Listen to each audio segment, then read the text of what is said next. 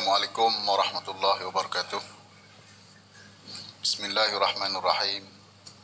Alhamdulillahi rabbil alamin.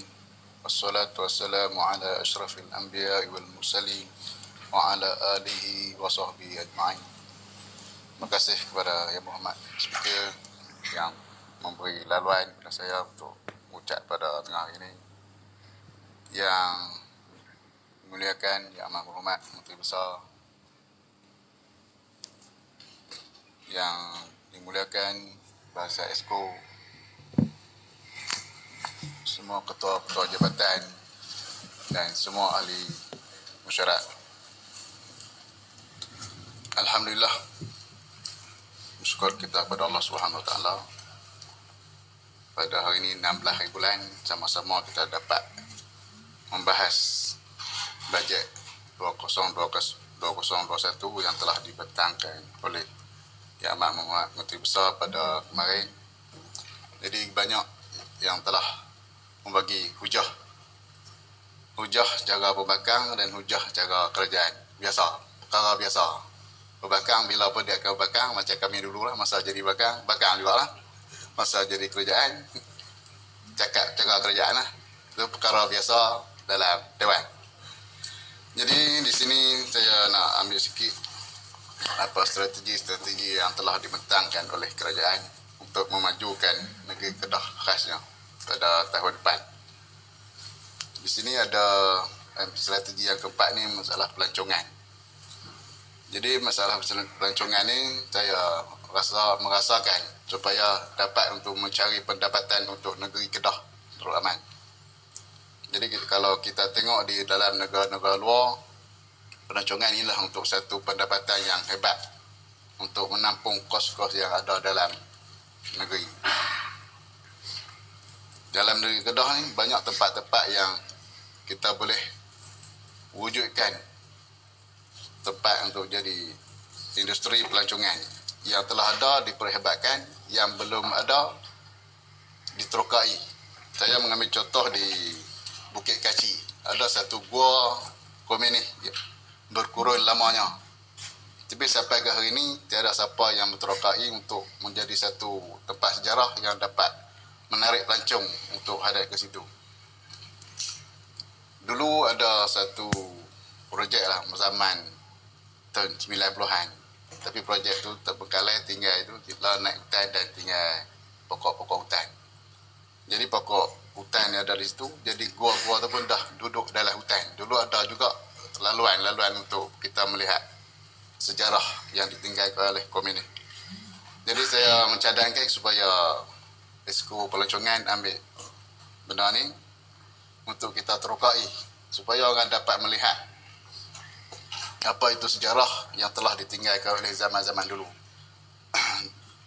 Ada satu jalan yang boleh ke Sungai Badak terus ke Thailand. Itu pun tempat sejarah, panggil apa, Perakat Samak. Masih lagi ada jerakat samak yang dipasang-pasang wayar apa semua. Mungkin itu satu tempat yang kita boleh mencari pendapatan untuk negeri Kedah, khasnya sejarah yang telah lama tertinggal di situ. Jadi benda-benda sejarah yang ada dalam negeri Kedah ni banyak tempat. Jadi kalau kita tinggal, benda tu tak dapat faedah apa. Ada sejarah tapi tak ada apa yang kita boleh nikmati di situ. Betul juga di Tasik Pedu. Tasik Pedu ni zaman tahun 69 mula buka, tapi sampai hari ini tak ada lagi pelancongan yang dapat menaik taraf di Tasik Pedu. Contohnya dalam tahun dulu yang buat chalet apa semua tak maju pasal jalan tak ada. Jalan yang sempit. Kalau nak naik, kalau di situ panggil Gunung Kengah. Nak naik motor gear satu, nak turun pun gear satu pasal terlalu tinggi. Jadi tak ada lah pelancong yang dapat hadap di situ. Jadilah ada highway tekih. Tekih jadi lalu tepi Tasik. Bolehlah ada melihat keindahan di Tasik Pedu. Jadi kalau kita masuk dalam ada sejarah-sejarahnya. Ada orang panggil Carok Ji, ada orang panggil Kubang Ibrahim, ada orang panggil apa Carok Bubu Buluh. Semua tempat tu adalah sejarah yang ditinggalkan oleh orang zaman dulu. Sehingga kan kalau semua pakat tahu bahawa di dalam Tasik Pedu tu ada satu perkuburan ratusan tahun. Masa musim kemarau itu semua pakat turun ke Tasik Pedu melihat kubur yang timur. Jadi masa tenggelam orang duduk berenang atas kubur. Apabila timur orang tak berani masuk itu. Jadi saya mengharapkan kepada kerajaan supaya buat laluan lah daripada highway itu ke perkuburan Islam yang ada di situ supaya pelancong-pelancong ni dapat melihat dengan cara dekat. Jika musim kemarau boleh masuk di situ. Di situ ada lembah Jepun. Ini cerita-cerita dulu ada. Dulu boleh buat satu-satu tempat untuk pusat pelancongan. Itu sikit untuk pelancongan. Yang keduanya untuk menambah pendapatan kerajaan, saya mencadangkan supaya kerajaan menitik beratkan tentang tanah-tanah yang ada di negeri Kedah ni yang belum ubah syarat.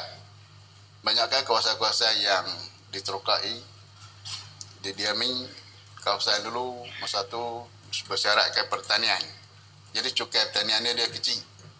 Jadi saya mengharapkan supaya ambil jalan untuk ubah syarat daripada pertanian ke pembangunan lah. Kalau dia buat bangunan apa semua supaya kita dapat menaik cukai.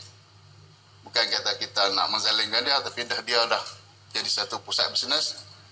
Jadi ambillah kadar pusat bisnes, jangan duk ambil di kadar pertanian. Itu untuk menambah pendapatan.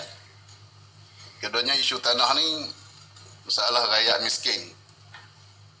Semua rakyat miskin yang ada di seluruh negeri Kedah ni, kalau dia nak, contohnya orang susah lah, orang terlalu susah, dia rumah nak roboh, tanah tak ada geran, nak mohon bantuan kepada jabatan-jabatan mana, nak buat rumah kena ada geran. Kalau tak ada geran, bantuan hanya boleh repair lah. Kalau macam peruntukan yang telah dicadangkan oleh kerajaan untuk gotong royong, kita boleh buat lah benda-bendanya tu gotong royong. Kalau nak bagi rumah sebuah, syarat dia kena ada geran. Jadi di sini saya mencadangkan supaya kerajaan carilah jalan macam mana pun untuk membantu rakyat-rakyat miskin ini supaya mendapat geran walaupun kecil tanah dia. Cara pemudahkan dia, mungkin bayaran insurans premium tu makan masa 5-6 tahun. Tapi akhirnya si miskin ini ada juga sepucuk geran untuk dia membina rumah bantuan daripada kerajaan dan sebagainya. Kalau kita tengok di belah-belah hulu lah, belah guru tak apa orang hebat-hebat. Jadi belah-belah hulu ni kerja dia motong. Kalau musim lah, sebulan nak boleh jual sekerat sekali pun sakit. Nak makan pun tak lepas. Apakah nak buat rumah. Jadi Pak Long ni duk meletek kat tepi rumah pagi-pagi. Nak pergi motong tak boleh. Nak pergi motong tak boleh. Tanya bapak Pak Long, pening dah dia kata. Rumah masuk. Nak motong tak boleh. Lepas tu dia mari minta lah beras kapik bagi tu. Jadi setakat beras gula kopi itu insyaAllah pusat khidmat boleh bantu. Tapi kalau rumah jabatan kerajaan, contohnya kedah, zakat, apa semua, nak buat rumah, dia perlukan geran. Jadi sampai bilakah nasib mereka ini untuk mendapatkan sebiji rumah yang selesa.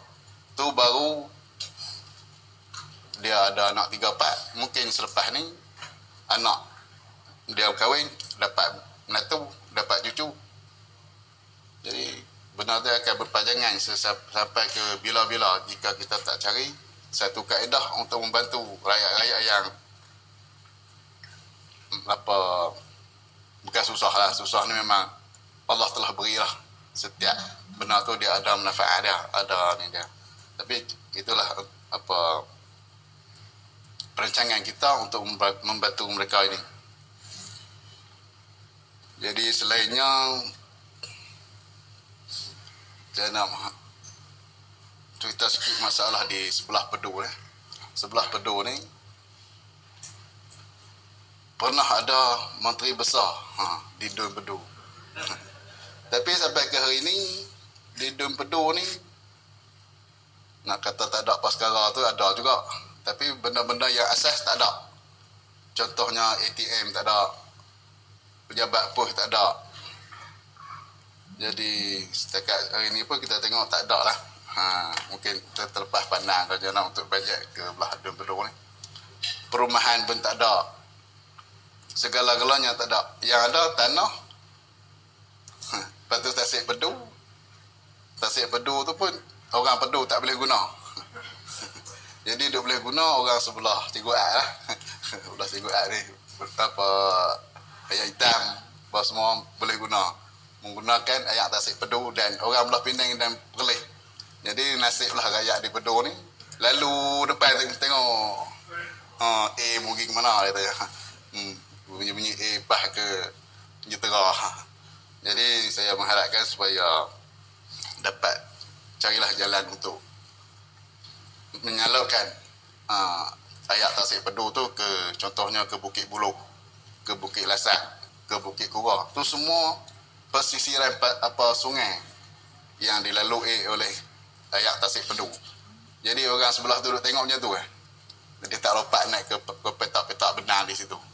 Jadi mintalah kerajaan mencari jalan untuk menyelesaikan sedikit sebanyak daripada rakyat-rakyat Pedu ni boleh menikmati apa yang dilalui depan mata mereka.